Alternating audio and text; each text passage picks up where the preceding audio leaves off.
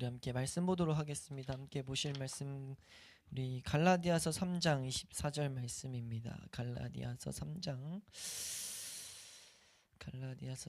24절 말씀.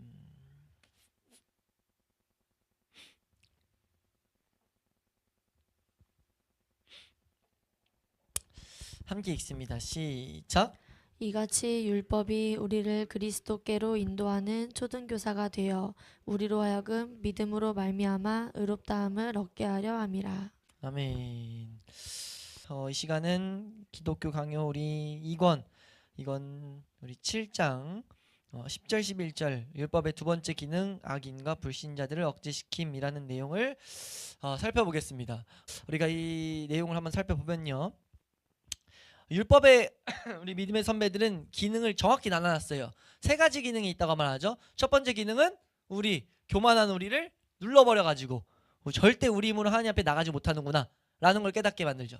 네, 이건 우리 잘 어느 정도 이해하셨죠? 근데 두 번째 기능을 나눠서 뭘 말하냐면은 이건 정말 저에게 좀 유익이 됐어요. 왜냐면 이 내용이 그 올바른 길을 가지 않는 자칭 크리스찬들을 이해하는 중요한 하나의 그 바탕이 됩니다. 제가 중간에 텍스트 읽고 바로 설명을 드리겠지만 그래서 이게 이 율법의 두 번째 기능의 영향을 받고 있는 거구나. 이게 은혜구나.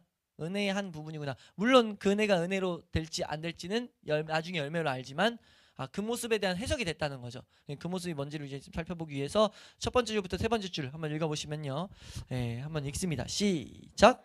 율법의 두 번째 기능은 이것이니 곧 옳고 바른 것에 대한 관심에도 전혀 아랑곳하지 않는 특정한 사람들에게 율법에 주어져 있는 무서운 위협을 전하게 하여 형벌에 대한 두려움을 갖게 함으로써 그들을 억제시키는 것이다. 네, 여기서 올바르고 바른 것은 우리가 지금 배우는 은혜의 길이라고 봐도 무방해요. 오직 예수 그리스도만, 그리고 성경의 능력에 성경을 성경의 권위를 인정하면서 걸어가는 그것과 별개된 그것을 추구하지 않는 모든 걸음들이라고 봐도 무방해요. 그들은 자연스럽게 뭐 할 수 없냐면 믿음이 잘못될 수밖에 없죠. 불신이 되고 오히려 그 가운데는 문제가 생길 수밖에 없죠. 근데 이제 그 자들에게도 뭐하게 하냐면은 지금 그들을 억제시킨다. 억제시킴으로 교회도 보호하시고 세상 악으로부터 뭐 교회를 보호하시지만 그건 이제 하나의 격가지고 핵심적인 것은 그들을 억제시킴으로써 이제 죄들이 팽배해지지 않게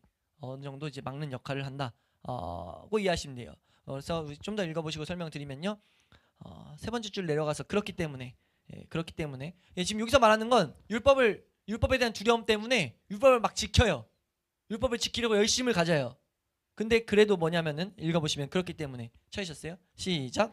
그렇기 때문에 그들은 하나님 앞에서 더 나아진 것도 더 의로워진 것도 아니다. 다만 공포심이나 수치심이 방해하기 때문에 그 마음에 품은 생각들을 감히 실행하지 못하고 그들의 정욕의 불길을 노골적으로 뿜어내지 못할 뿐이지 하나님을 두려워하는 마음을 가진 것도 아니고 그에게 복종하고자 하는 마음이 있는 것도 아니다. 사실 그들이 그렇게 억제될수록 속에서 그만큼 더 강하게 불길이 치솟는 법이다. 좀만 더요. 오른쪽으로 넘어가셔서 441페이지 첫 번째 문단 밑에 세 번째 줄부터 자기들이 자발적으로, 여기 비슷한 내용인데 찾으셨어요? 한번 읽어보겠습니다. 시작. 자기들이 자발적으로 율법에 복종하도록 인도함을 받는 것이 아니라 자기들의 의지와는 상관없이 자기들이 반대하는데도 불구하고 끔찍한 두려움 때문에 억지로 율법에 복종하는 것임을 느끼는 것이다. 이게 사실 율법을 자기 스스로 지키는 자들의 바탕임을 칼빈은 지적하고 있어요. 어떻게 보면 알미니안이라고 볼 수 있거든요. 알미니안주의자들, 내 힘으로 뭔가 하나님 앞에 나아가고자 하는 자들, 그 자들의 특징은 율법을 철저히 지킵니다. 율법을 어떻게든지 지켜요. 왜요? 감리교도 그렇잖아요. 율법을 안 지키죠. 아니죠. 말씀대로 안 살면 구원 취소될 수 있다. 구원 취소를 언급하는 사람들.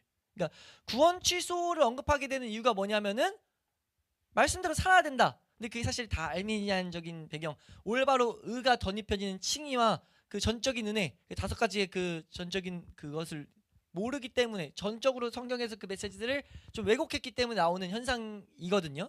근데 이제 그들의 바탕에는 뭐가 있냐면, 이제 가르침들 좀 들어보세요. 그렇게 말하는 사람들. 그럼 뭐라 하냐면 말씀대로 안 사는 게 어떻게 크리스찬일 수 있냐라고 하는데 그 배경에는 그렇게 해야 천국 백성 된다. 약간 천국 백성은 당연히 마땅히, 말은 그런 식으로 표현하지 않지만 율법주의가 아닌 것처럼 표현하지만 사실은 우리가 안 지키면 안 되는 것처럼 막 이게 율법을 무겁게 가져다 준단 말이에요. 그러고 나서 이제 막 기도하게 시키고 은혜를 구하니까 실제 삶에서 막 절제가 일어나고 변화가 일어나요. 보이는. 근데 칼빈은 그런 모습을 진단을 이렇게 해놓는 거죠. 그들의 중심은 사실 들끓고 있다. 상황만 되면 죄 지으려고. 단지 왜 누르고 있냐라고 했을 때 율법의 무서움 때문에, 하나님이 심판하신 것에 대한 무서움 때문에. 이걸 우린 정확히 진단할 수 있어야 된다는 거죠. 그러니까 그건 전적으로 칼빈이 아까 읽었던 것에서 하나님 앞으로 더 나아간 것도 아니고 나아진 것도 아니고 의로워진 것도 아니다. 다만 그냥 공포시 때문에 눌려 있는 거다. 이건 은혜가 절대 아니라는 거예요. 우리가 오해하면 안 돼요. 교회 안에 그러니까 은혜의 길에 안 걷고 있는 자들이 그런 모습을 나타낼 때 우리보다 더욱더 거룩해 보이는 모습이 있을 수 있다고요. 더욱더 우리 인간의 생각으로 더 크리스찬 같다. 네?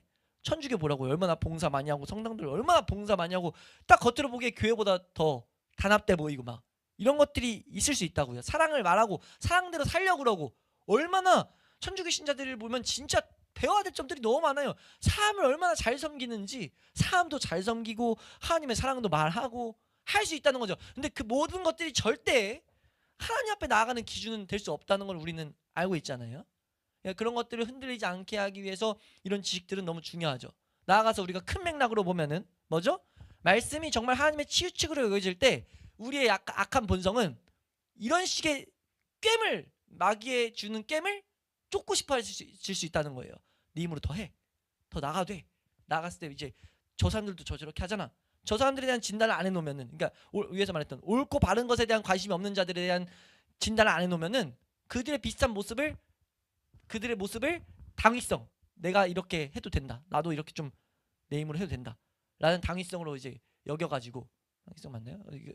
된다는 근거로 여겨가지고 잘못된 길을 또 가버릴 수 있다는 거죠. 그러니까 칼빈은 뭐 하는 거예요? 오류들 지금 다 져가고 있는 거예요. 그 오류를 제거하기 위해서 올바른 길을 세우는 거죠. 율법의 기능은 그런 역할을 하고 있어서 그들에게도 역사가 나타나는 거야 라고 말하는 거라요. 그러니까 율법의 기능에 뭐가 있다고요? 죄들을 억제시키는 거. 이거 율법의 기능이라고요. 우리가 그걸 알아야 된다는 거죠. 그럼 그게 나쁜 겁니까? 아니요. 복된 기능으로 알아야 된다는 거예요. 제가 여기서 너무 복되게 여겼던 게, 아까 말씀드렸던 그런 사람들이 이제 어떻게 되냐라고 했을 때 우린 그들을 절대 판단하면 안 돼요. 알미니안주의자 판단하면 안 돼요. 왜냐면요, 지금 이 칼빈은 뭐라고 진단하냐면 그 자들은 그 과정을 통해서 참된 은혜로 나아갈 수 있다 라고 말해요. 물론 그 가운데 있다 그냥 그 가운데만 추구해서 그것만 말하는 사람들은 거기서 끝날 수 있지만, 그 사람들이 어떻게 더 복음을 향해 갈지 모른다는 거죠. 그리고 알 관심 없는 자들보다 훨씬 유리한 위치에 있다라고 칼빈이 이제 선언해요. 정말 복된 선언이죠. 이제 하나님의 율법을 통해서 자신의 삶을 누리는 것, 죄도 안 져서 유익이 있을 뿐더러 이게 나아가서 더 참된 은혜, 참된 경험을 향해 나아가는데 유익이 된다. 라는 걸 알아야 된다는 거죠. 왜요? 이 두 번째 기능조차, 우리를 누르는 거, 실패에 대한 두려움, 율법이 두려움을 줘가지고 하나님이 징계하신다는 두려움 때문에 우리가 죄를 억제시키는 것, 이것은 그리스도께로 인도하는 초등교사이기 때문에 라고 하는 게 11번입니다. 11챕터 보시면요, 11챕터 제목 자체가 이제 율법이 초등교사 역할을 한다라고 적혀있지만, 이거는 다른 번역 보면요, 율법은 성령으로 거듭나기 전에 사람들을 성령을 받아 참 경건에 이를 때까지 억제시킨다 라고 진단해놨어요. 그래서 먼저 언급하는 게, 첫 번째 율법의 첫 번째 기능도 두 번째 기능도 둘 다 그리스도께로 인도하는 초등교사의 역할을 한다 라고 말하고 있어요. 우리가 읽었던 본문. 그러니까 초등교사의 역할을 하는데, 이게 지금 여기 우리 텍스트에는 이렇게 돼 있죠. 어떻게 돼 있나요? 네, 한번 읽어볼까요? 우리 441페이지 첫 번째 문단 시작. 다른 곳에 나타나는 바울의 말, 율법이 우리를 그리스도께로 인도하는 초등교사가 되어 또 율법의 이 두 가지 기능들을 지칭하는 것이라 할 수 있을 것이다. 율법이 초등교사가 되어 그리스도께로 인도하는 사람들에는 두 종류가 있다. 네, 그러니까 지금 여기서 이 문단에서 말하는 건 이 두 가지 기능들을 지칭한다. 이 두 가지 기능에 다 적용된다라는 거예요. 첫 번째 기능은 뭐였냐 했을 때, 우리를 눌러가지고 진짜 우리의 힘으로 사람은 누구도 하나님 앞에 나갈 수 없구나, 이 죄의 무력감을 느낀 자들이 그리스도가 정말 복음이구나를 여겨서 가게 돼요. 근데 그것뿐만 아니라 지금 이렇게 율법을 막 지키고 있었어요. 지키고 있는데 그 가운데 이 심판의 두려움 때문에 이렇게 눌리고 있었던 두 번째 종류의 사람들, 그 사람들도 지금 이걸 통해서 그 가정 가운데 그리스도께로 갈 수 있다. 그러니까 아까 이 제목이 이렇게 이해하시면 돼요. 율법은 성령으로 거듭나기 전에 사람들을 성령을 받아 참 경건에 이를 때까지 억제시킨다. 그러니까 이 억제시키는 것이 참 경건에 이르게 하는 하나의 과정으로서도 있다는 거죠. 그러니까 그 가운데도 분명히 배울 거니까 내 힘으로 진짜 안 되네, 진짜 안 되네, 진짜 안 되네. 그 무력감을 알미니안주의자들도 전적으로 그렇게 걷고 있을 때 안 됨을 자기 안에 볼 거라는 거죠. 그 가운데 이 복음을 제대로 우리가 배우게 되면, 알게 되면 나아가게 되는, 확 그리스도께로 나아가는 하나의 통로로서 하나님은 사용하신다라고 봐도 무방해요. 한번 읽어볼까요? 우리 두 번째 종류의 사람들, 두 번째 문단이죠. 시작. 두 번째 종류의 사람들에게는 굴레가 필요하다. 육체의 정욕이 마음대로 날뛰어 의를 추구하는 데에서 완전히 멀어지지 않도록 굴레로서 그들을 제어하는 것이 필요한 것이다. 아직 하나님의 영이 다스리지 않는 자들에게서는 때때로 정욕이 끌어올라 영혼을 묶어버리고 하나님을 잊고 멸시하는 데로 마구 빠져들어갈 소지가 있기 때문이다. 그냥 이렇게 말한 것은, 그러니까 올바로 우리가 은혜 가는데 가기 전에도 율법을 사용하라는 거죠. 교회들이 사용해야 된다는 거예요. 하나님이 하지 말라고 했지? 하지 마 했을 때 우리 중심은 안 되는 걸 알면서도 가르쳐야 돼요. 왜요? 놔두면 그들이 너무 방종으로 나갈 수 있기 때문에 율법의 두 번째 역할로서 하지 마, 이건 징계받는 거야 라고 우린 가르칠 수 있다는 거죠.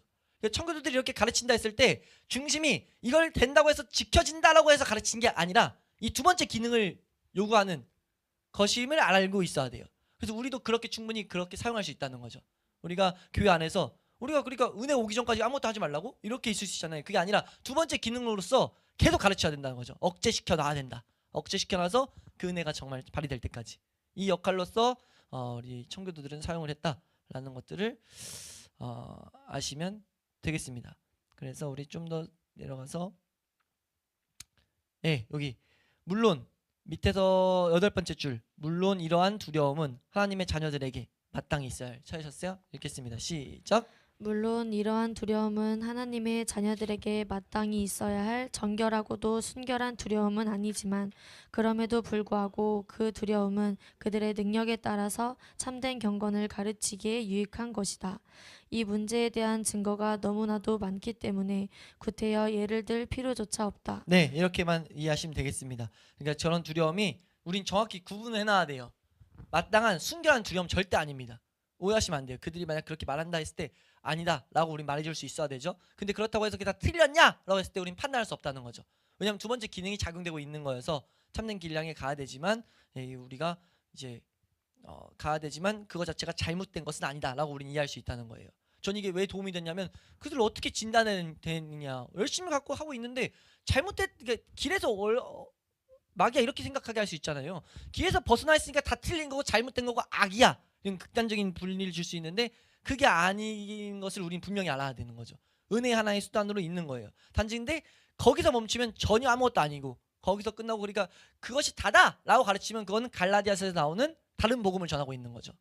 근데 우리가 그 안에 있는 성도들조차가 그냥 다 어떻다 이렇게 우리가 판단하지 않을 수 있는 복된 근거가 이건 율법의 하나의 역할, 율법의 기능이 하나가 거기서 발휘되고 있는 거기 때문에 우리가 그런 식의 이해가 필요하다는 겁니다. 뭔 말인지 이해되시나요? 그래서 우리가 이것을 배우는 이유는 지금 이것도 하나의 과정이에요. 지금 이렇게 하고 가는 건 왜 어떤 과정이죠? 뒤에서 이제 배우게 될 율법들을 제대로 우리에게 적용시키기 위해서, 율법을 정말 은혜 가운데서 적용시키기 위해서 8장에서 이제 계속 나오게 되는데 그런 것들을 우리 가운데 잘 사용하기 위한 잘못된 것들을 이렇게 제거할 수 있는 하나의 지식들이다라고 우리가 이해하시면 되겠습니다.